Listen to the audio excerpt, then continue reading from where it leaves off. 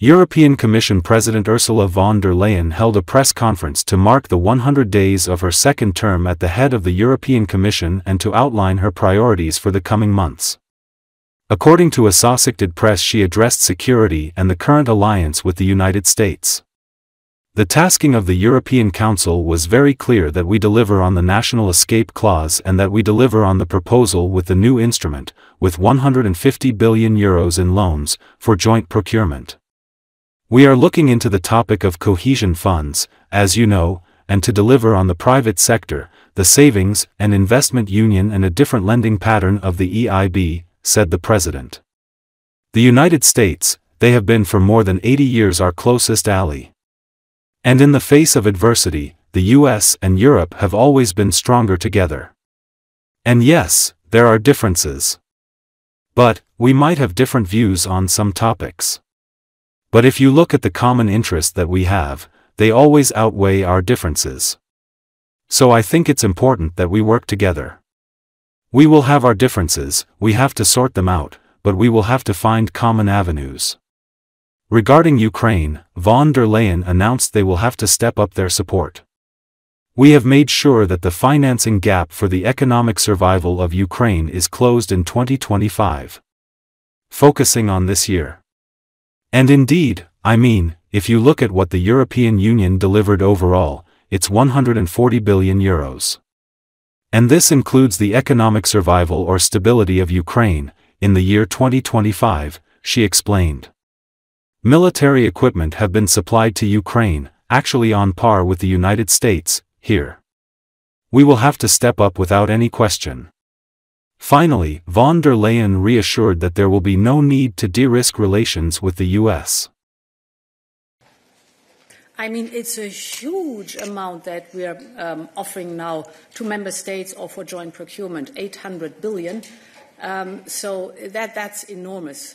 And therefore, I think we will focus now on delivering the legal proposals, which is under time pressure. We are under time pressure to do that. We want to do this before the next European Council. And this is where the focus is on. Of course, if there are interesting ideas, I'm absolutely willing to look into this. But the tasking of the European Council was very clear, that we deliver on the National Escape Clause and that we deliver on the proposal with the new instrument with 150 billion euros in loans for joint procurement. We are looking into the topic of cohesion funds, as you know, and to deliver on the private sector, the Savings and Investment Union, and a different lending pattern of the EIB. Cut, the other part of your question, the United States, they have been for more than 80 years our closest ally. And in the face of adversity, the US and Europe have always been stronger together. And yes, there are differences, but we might have different views on some topics, but if you look at the common interests that we have, they always outweigh our differences. So I think it's important that we work together. We will have our differences. We have to sort them out, but we will have to find common avenues. But can you give us a sense of when you expect agreement on the Kaja Kallas initiative, on what steps the EU will be taking to support Ukraine to provide military aid this year, given how critical the situation is and the gap that has opened up with the very big gap from the loss of US aid? Thank you. Ukraine, we have made sure that the financing gap for the economic survival of Ukraine is closed. This in 2025, focusing on this year. And indeed, I mean, if you look at what the European Union delivered overall, it's 140 billion euros, and this includes the economic survival or stability of Ukraine in the year 2025. If you look at the military supply, 52 billion euros have been worth military equipment have been supplied to Ukraine, actually on par with the United States. Here we will have to step up, without any question. This initiative Rearm Europe helps a lot because it gives in two ways at least, and the third one is the possibility of private investment also, possibilities to be faster and more targeted in supporting Ukraine. What does this plan mean for non-EU countries as Moldova is, and can we expect even more support from the European Union? Thank you. Moldova, for sure, as a candidate country, can expect a lot of support from the European Union, and I think we are on a very good path. With the growth plan, for example, we're working intensively on giving Moldova more access to the European single market in certain sectors. This comes with investment in Moldova's economy. So Moldova can expect that we stand by Moldova firmly and determined, and of course with the full support that we have given so far, and this will always also be the case in the future. Regarding the relation with the US, do you think that at some point during your mandate you will have to de-risk the relation with the US as you have done with China? A clear no. It's a completely different relationship we have with the United States than we have with China.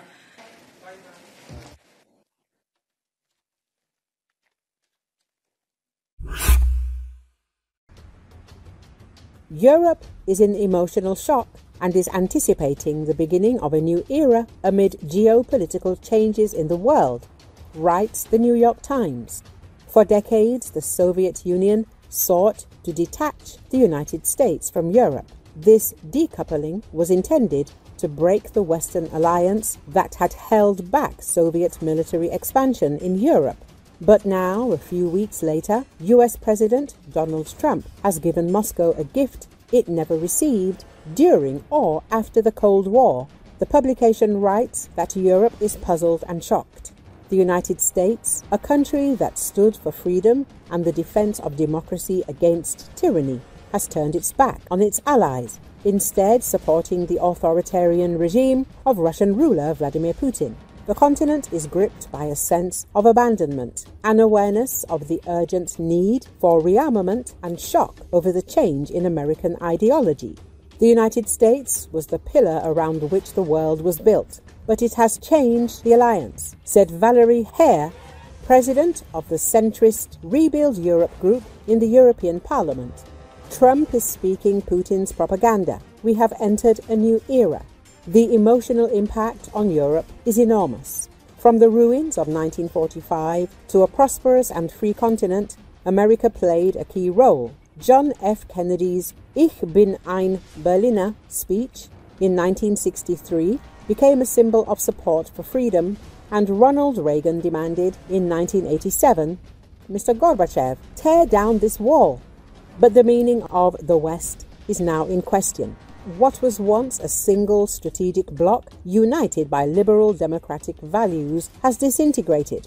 There are now separate players: Europe, Russia, China, and the United States. The West, as a concept, is empty. How this vacuum will be filled is unknown, but a possible scenario includes increased violence between the great powers. Trump is known for his impulsiveness, though his nationalist and autocratic tendencies are consistent. In 2017, while in Poland, he declared, "Today I say for the world to hear that the West will never, ever be broken. Our values will prevail." But he has since reversed course, breaking away from the traditional Republican establishment. Europe must determine what, in Trump's actions, is tactical maneuvering and what is a long-term US reorientation towards authoritarianism. After a row with Ukrainian President Volodymyr Zelenski, whom Trump accused of not being grateful enough for military aid, he agreed to negotiate with Ukraine and threatened new sanctions against Russia. This may partly alleviate the situation, but does not solve the deeper problem. The war provoked by Russia continues. Whatever Trump's adjustments, the bigger danger would be to challenge his abandonment of liberal democracies, says Nicole Baccarin, a political scientist at Sciences Po University in Paris. The only realistic position for Europe is to ask, what do we have as a military force And how can we urgently integrate and grow that force? Spooked by US President Donald Trump's threats to end American protection, Europe has promised to sharply increase defense spending. But a proposal to inject a 150 billion euros into the EU's defense industry has become a new flashpoint in the battle between France and Germany, the Financial Times reports. The European Commission's idea of raising 150 billion euros to lend to capitals to boost military production has received unanimous political support. But the details are still being ironed out, with debate raging over whether the money could be spent on weapons produced outside the bloc. At an EU summit, for example, several leaders, including German Chancellor Olaf Scholz, said the initiative should be open to like-minded non-EU partners such as Britain, Norway, Switzerland or Turkey. But French President Emmanuel Macron, who favours greater European autonomy and boosting domestic industrial production, has spoken out against the idea. He said spending should not be on a new kit that is once again non-European. To fill the gaps in critical European capabilities, he said, the method is to identify the best businessmen and businesses we have